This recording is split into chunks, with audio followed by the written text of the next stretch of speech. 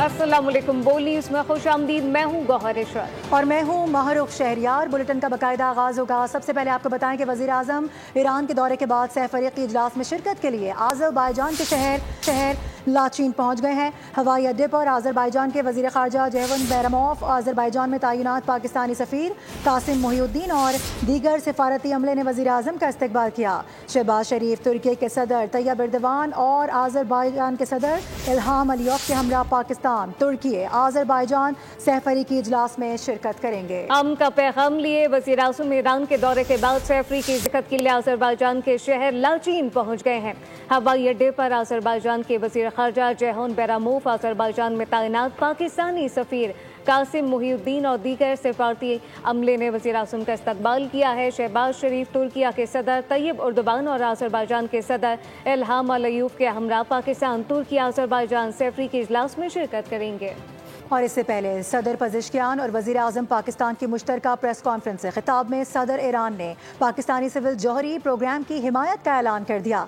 Iran के supreme leader Ayatollah ख़ामनेई ने मसला फ़लस्तीन पर पाकिस्तान के मौक़िफ़ की सताइश भी की। वज़ीर आज़म से मुलाकात के दौरान इज़हार ख़याल करते हुए कहा कि ईरान और पाकिस्तान को मिलकर सेहूनी हुकूमत को गज़ा में जराइम से रोकना चाहिए। ईरानी सदर ने पाकिस्तानी सिविल जौहरी प्रोग्राम की हिमायत कर दी। तेहरान में वज़ीर आज़म पाकिस्तान के हमरा मुश्तरका प्रेस कॉन्फ्रेंस में उन्होंने कहा कि OIC समेत दीगर फोरम्स पर पाकिस्तान और ईरान का मौक़िफ़ यकसां है। शहबाज शरीफ ने भी तायीद पेश की। तो कश्वर در بسیاری از موضوعات مرتبط با منطقه، جهان اسلام و مسائل بین المللی مواضع و دیدگاه‌های مشترکی داریم. We want peace and we will work for peace in the region.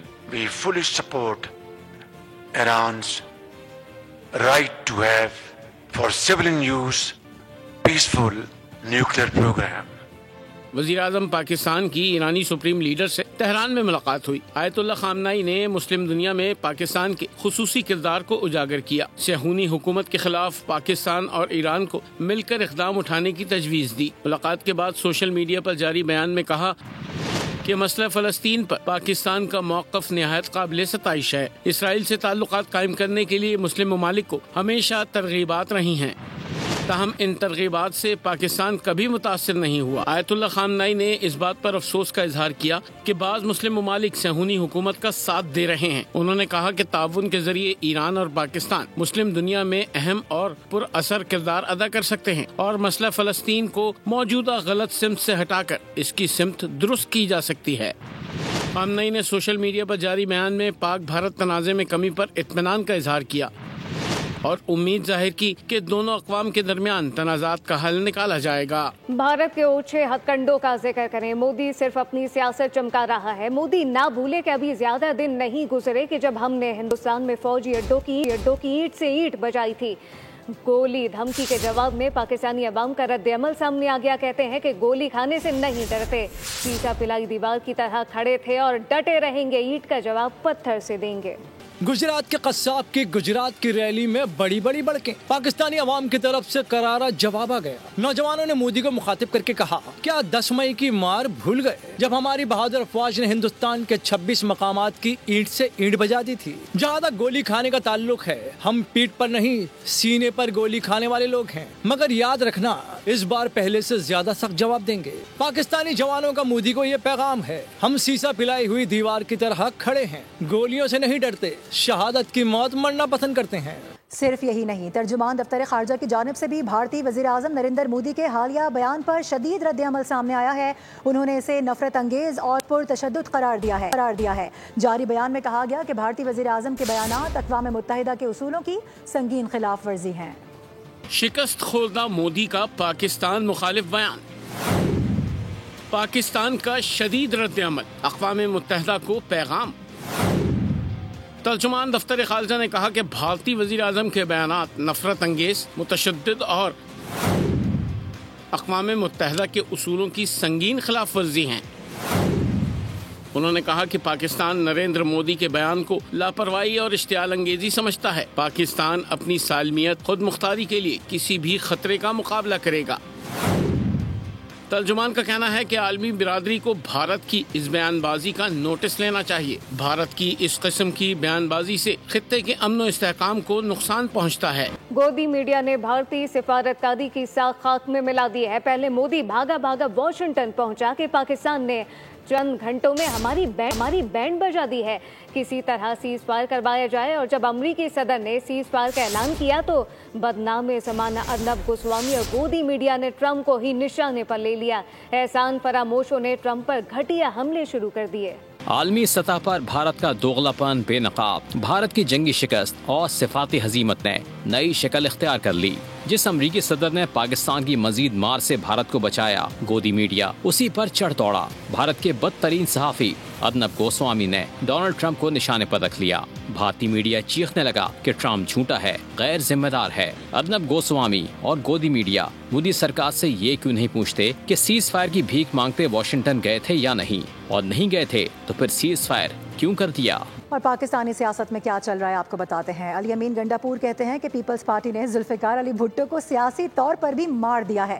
بانی پی ٹی آئی پر کوئی کیس نہیں ہے, بے گناہ جیل میں ڈالا گیا ہے. پی ٹی آئی کا مینڈیٹ چوری کر کے یہاں بیٹھے ہیں, انہیں شرم آنی چاہیے. علیمہ خان نے کہا کہ آپ پیچھے نہ بیٹھیں, سامنے آ کر بیٹھیں, ہم بات چیت کے لیے تیار ہیں. ہمیں دھمکی ملتی ہے کہ آپ کا ایکسیڈنٹ ہو جائے گا. آپ کس قسم کے لوگ ہیں؟ فرعونیت نہ کہیں تو اور کیا کہیں. ہمارا بھائی کہتا ہے کہ مجھے ساری زندگی جیل میں رکھیں, میں پیچھے نہیں ہٹوں گا. Chairman P T I barrister Gohar بولے کہ انصاف ہوتا ہوا نظر آنا چاہیے.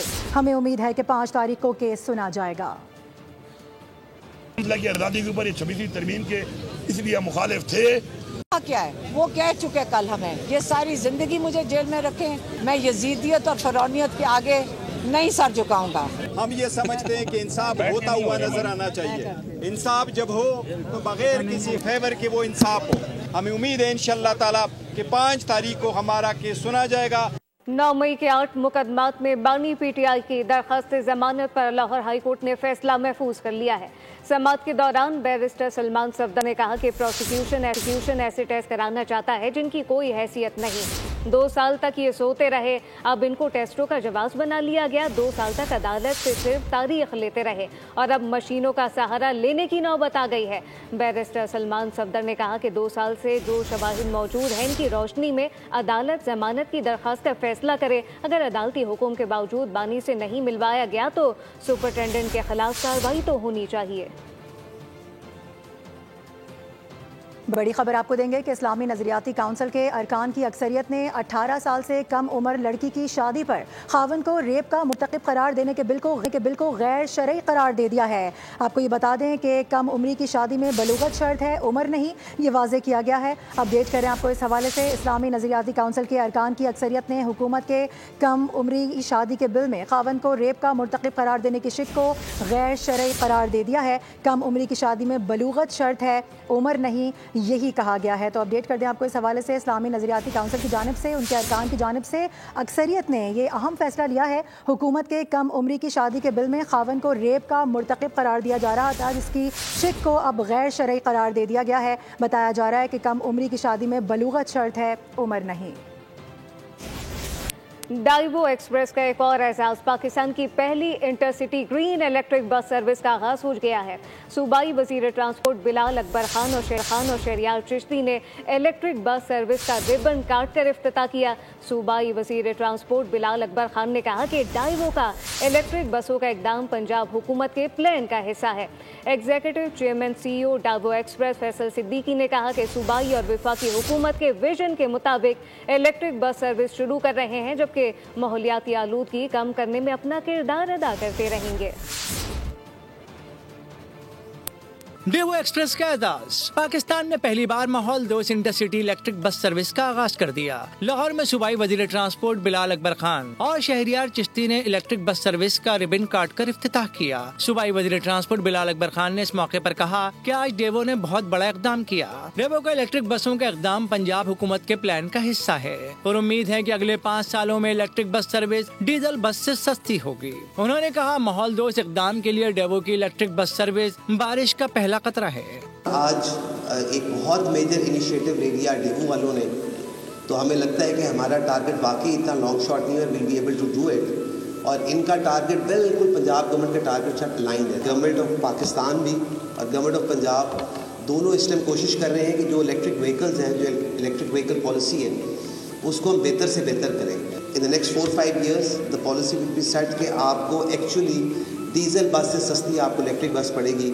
ایگزیکٹو چیئرمین سی ای او ڈیوو ایکسپریس فیصل صدیقی نے تقریب سے خطاب میں کہا کہ صوبائی اور وفاقی حکومت کے ویژن کے مطابق الیکٹرک بس سروس شروع کر رہے ہیں. اس بس سروس کے ذریعے 350 کلومیٹر کا فاصلہ طے کیا جا سکتا ہے. یہ بس سب سے پہلے لاہور سے سیالکوٹ کے روٹ پر چلائی جا رہی ہے. ماحولیاتی آلودگی کم کرنے میں اپنا کردار ادا کرتے رہیں گے.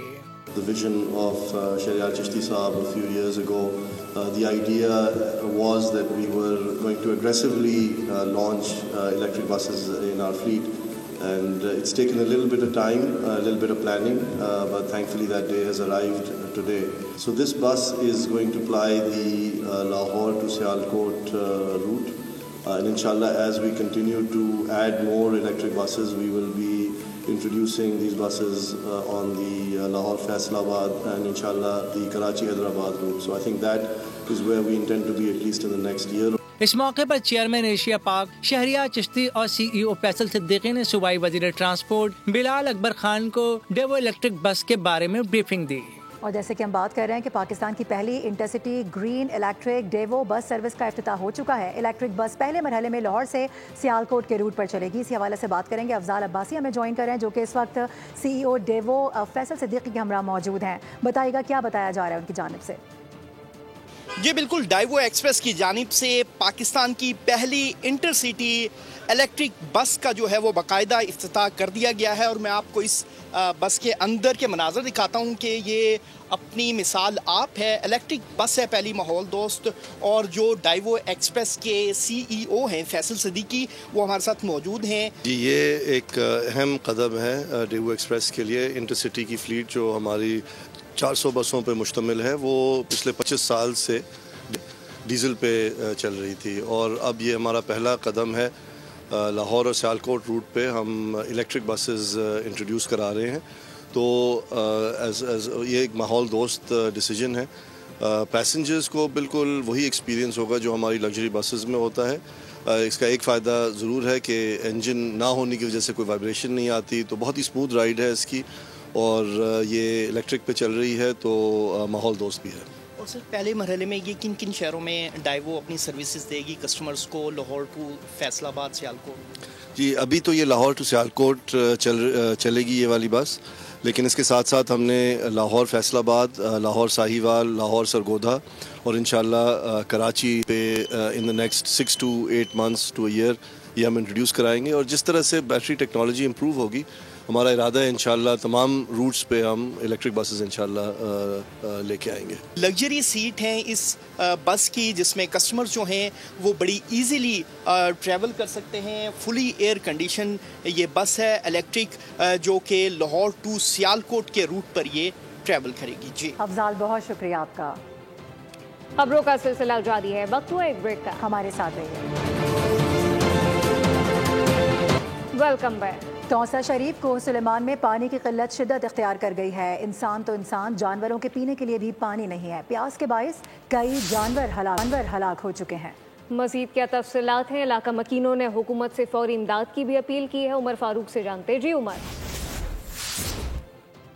اس وقت میں کوہ سلیمان میں موجود ہوں. یہاں کی قلت کا جو مسئلہ ہے وہ کافی حد تک گمبھیر ہوتا جا رہا ہے, جس کی وجہ جو یہاں پر بتائی جا رہی ہے گزشتہ سال بارشیں نہ ہونے کی وجہ سے یہاں پر جو ہے جو تالاب تھے جس میں پانی یہاں پر جمع ہوتا تھا وہ خشک ہو چکے ہیں, جس کی وجہ سے جانور کافی یہاں پر جہاں بھاگ ہوئے ہیں. اور جو مقامی افراد ہیں ان کو اپنی پیاس بجھانے کے لیے جو یہاں پر کافی مشکلات کا سامنا ہے, وہ بڑی مشکل سے یہاں پر زندگی جو ہے وہ گزار رہے ہیں. مقامی انتظامیہ ابھی تک یہاں پر جو ہے وہ نہیں پہنچی. ان کی طرف سے کوئی اقدامات جو ہے یہاں پر پانی کی فراہمی کے لیے نہیں کیے گئے. ہماری جب یہ مقامی افراد سے بات ہوئی ہے, ان کا یہ مطالبہ ہے چونکہ زیر زمین یہاں پر پانی جو ہے کافی اس کا لیول جو ہے وہ کافی گہرا ہے, وہ پانی حاصل نہیں کر سکتے. ان کا یہ مطالبہ ہے انتظامیہ سے کہ فی الفور یہاں پر جو ہے پانی کی فراہمی. آپ کا मौसम का जिक्र करेंगे। खैबर पख्तूनख्वा के मुख्तलिफ इलाकों में बारिश और गिरदोनवाह में तेज़ हवाओं ने मौसम खुशगवार बना दिया है। मालकंड और गिरदोनवाह में आंधी और बूंदाबांदी से मुतादिद फीडर स्ट्रिप कर गए हैं। पेशावर में आंधी और बारिश के साथ ही पूरा शहर तारीकी में डूब गया है। बटखेला सिटी में आंधी और तूफान से साइन बोर्ड्स और बिल बोर्ड्स उखड़ गए हैं। मोहम्मद, खैबर, चित्राल, लोवरदीर के मुख्तलिफ इलाकों में भी बारिश से मौसम खुशगवार हुआ है। चित्राल में तेज़ हवाओं के बाद मूसलाधार बारिश हुई है, जिससे नशेबी इलाके ज़ेर-ए-आब आने का खदशा हो गया है। ज़िल-हज का चांद देखने के लिए मरकजी रुएत-ए-लाल कमेटी का इजलास आज शाम इस्लामाबाद में होगा। चेयरमैन रुएत-ए-लाल कमेटी अब्दुल खबीर आज़ाद इजलास की सदारत करेंगे।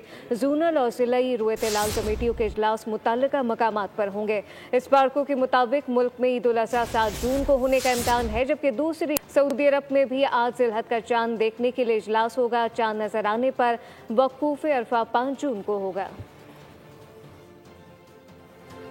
न्यूज़ बुलेटिन से फिलवक्त इतना ही। विजिट कीजिए bolnews.com और देखते रहिए बोल।